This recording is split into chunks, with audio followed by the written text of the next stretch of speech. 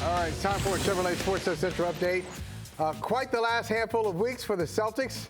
Not the best time. The Celtics will hold media day on Monday as they'll face a lot of questions. A lot of them. Carrying the Load is brought to you by the Chevy Silverado. Do we have enough space for this on the screen? Here are the recent issues facing the team. Danilo Gallinari tore his ACL, playing for the Italian national team. Likely out for the season. Initially, they didn't think he tore his ACL. They didn't say it. They didn't check it. Robert Williams, undergoing arthroscopic knee surgery, will miss reportedly Felger 4 to 6 weeks. I'm saying more. And now head coach Ime Udoka is suspended for the entire season. Probably not going to coach the Celtics again. One and done. Gary Washburn of the Globe is here. So, Gary, what a month. Give us your take, though, on Ime and the developments here. I just think it's an embarrassing episode for the organization. They didn't help themselves by waiting till 10:30 or 9:30 to release a statement and make it official, because a lot of people got left hanging. A lot of women in the organization were subject to speculation, which is wrong. But it's a black mark. I don't know what else. What worse thing could happen? It was just awful. A lot of things have not been revealed. Will they be, do you think? I think eventually, yes, they will be. I think we'll learn eventually what happened and what transpired. But it wasn't good, and Udoka's got to take the blame for all this. He worked nearly 10 years for his first NBA job. He gets the Boston Celtics job, and he loses it after 1 year. I'm with you. Taking the team to the finals. I'm with you. For this. You had it, man. You blew it. Do you think, Washburn, that violation of team policy is the accurate way of putting it? Is that just throwing a Band-Aid on something that's much deeper? Is that an accurate description? I think it's deeper, but I also think it's a blanket over it. I think there's a lot of embarrassment that's been caused. I think there were some warnings for Ime that weren't cooperated with. And I just think the entire organization's like, well, what do you want us to do? Ime, this is your job, and you're blowing this. And so now it's a full year. I think, honestly, guys, if they wanted him out, they would have fired him. They would have just fired him on the spot.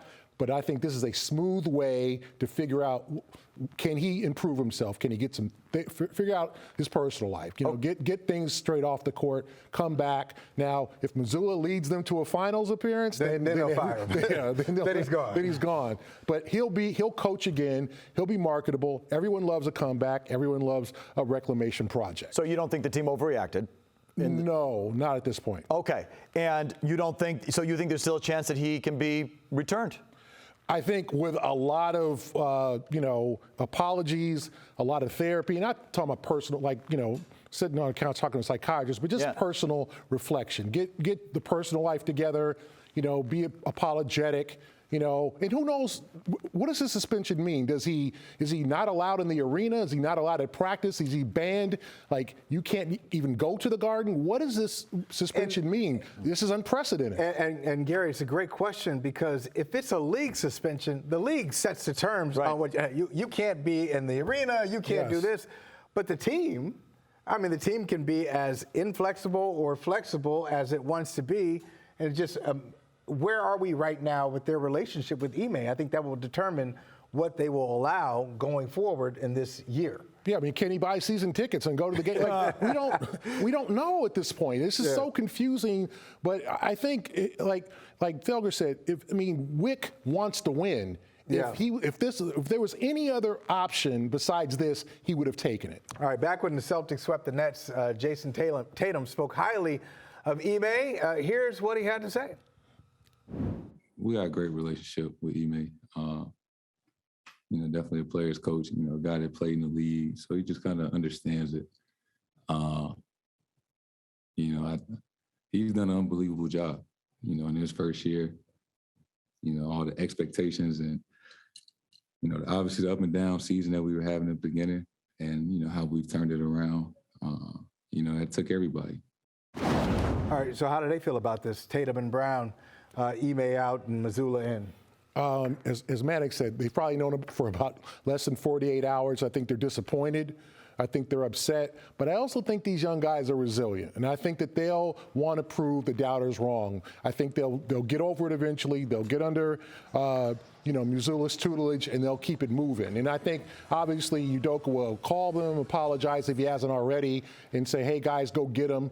Don't pay attention to my situation. Do this for yourselves. And they want to win. They want to be on Wheaties boxes. They want to be successful. So it's not just about Udoka. They're going to play for themselves. So I happen to think that if this team, meaning the players, if Tatum and Brown and Smart and all those guys are ready to win a championship, they'll still win a championship. And if they weren't ready, they weren't ready, and Udoka wasn't enough to push them over the edge. It's about those guys being ready. If Steve Kerr today got suspended for the year, would the Warriors suddenly not be a championship contender? It'd be less. No, they wouldn't. No, it'd be less than. It would lessen. Yeah, the coach is a part of it. It's a big. I think coaching. Very small part. If Mike Budenholzer today got suspended for a year, I would think no less of the Bucks' chances. None. Wow. Either you're ready or you're not as a group of players, and the coach can only do so much, and we saw that last year. And I would say maybe the difference is, and as I think about your example, all right, Steve Kerr, they've already won. Budenholzer, they've already won. The Celtics haven't won. Yeah, right. So maybe they're not ready. I think a coach, but sometimes a coach, there's a reason Shaq and Kobe didn't win with Del Harris and they won with Phil Jackson. Same thing with Jordan back in the day. Doug Collins with Phil again. Like, there's a coach who can help you get over the top. And I think it matters that Ime got them to this point. How big of a loss is it, Gary? Rosters do matter. Remember, Steve Kerr had the back surgery, and then Luke Walton went like 44-3. That's right. And then he couldn't win anywhere else. So I think sometimes talent will win out. I think in this situation, I do agree with Felger. If they're ready, if they're prepared, Marcus Smart, Grant Williams, all these guys are fired up and ready to prove people wrong, they're still championship favorites.